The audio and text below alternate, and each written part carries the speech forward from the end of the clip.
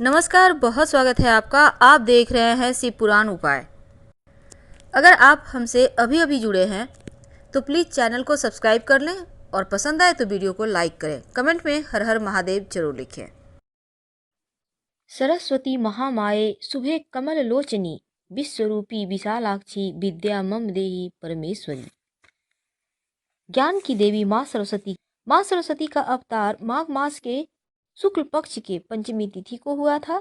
इसलिए इस दिन को बसंत पंचमी के रूप में भी मनाया जाता है और सरस्वती पूजा के दिन स्कूलों में, कॉलेजों में सभी बच्चे बहुत धूमधाम से पूजन करते हैं। देखिए, हम सभी की रसोई में हल्दी होता ही है, पूजा घर में भी हल्दी होता है क्योंकि बहुत सारे प्रयोग किए जाते हैं।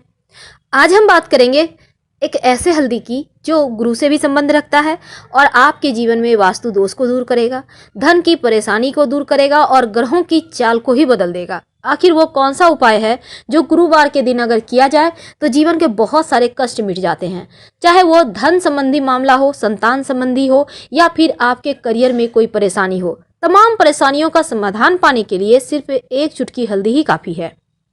तो चलिए जानते हैं। देखिए, आपको पता होगा हल्दी 3 तरह के होते हैं। एक होता है पीली हल्दी जो गुरु से संबंध रखता है, ऑरेंज हल्दी जो मंगल से संबंध रखता है और काली हल्दी जो शनि से संबंध रखता है। आज हम बात कर रहे हैं पीली हल्दी की जो गुरु से संबंध रखता है।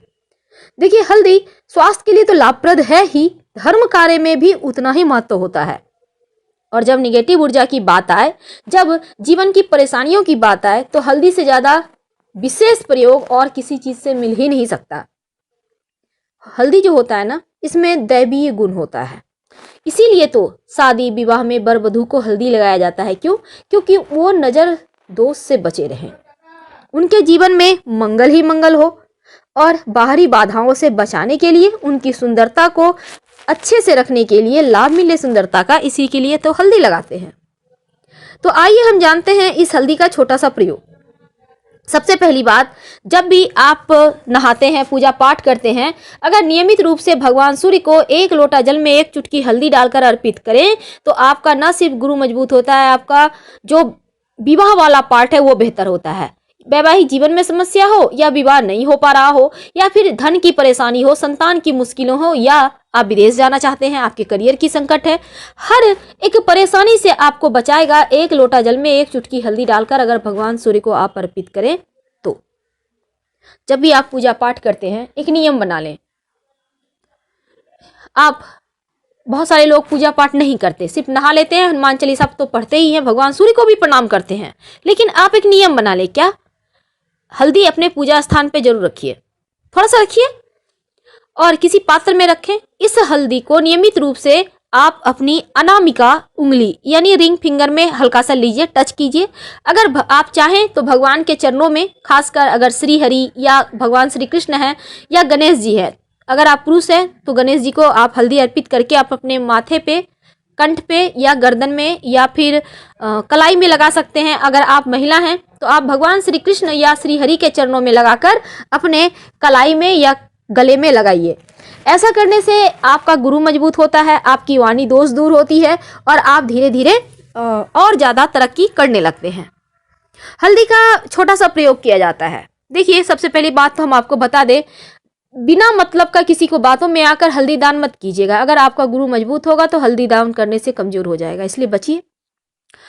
आप प्रयोग कर सकते हैं, इससे कोई दिक्कत नहीं है, लेकिन दान कोई भी चीज, कोई भी वस्तु सोच समझ कर कीजिए। चावल और हल्दी, ये दोनों चीज ऐसा है जो माँ लक्ष्मी को प्रसन्न कर जाता है। तो अगर नियमित रूप से एक प्रयोग करें आप, गुरुवार या शुक्रवार के दिन, दोनों ही दिन आप कर सकते हैं। हल्दी से आप अगर स्वस्तिक बनाते हैं घर के मुख्य दरवाजे पर, अगर आपने पहले से बनाया हुआ है तो उसको फिर से रिपीट कर दें। ऐसा करने से घर में निगेटिव एनर्जी प्रवेश करेगा ही नहीं। और जब स्वस्तिक बनाइएगा तो दोनों साइड 2 खड़ी रेखाएं और स्वस्तिक के 4 बिंदु तो आपने जाना, लेकिन बीच में भी बिंदु डाला जाता है, यानी ठीक सेंटर पॉइंट पे।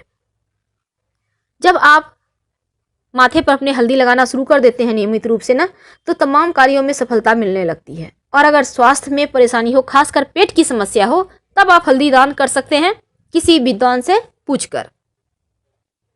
कई बार क्या होता है, आपके घर पर आपके खुशियों पर लोग नज़र लगा देते हैं।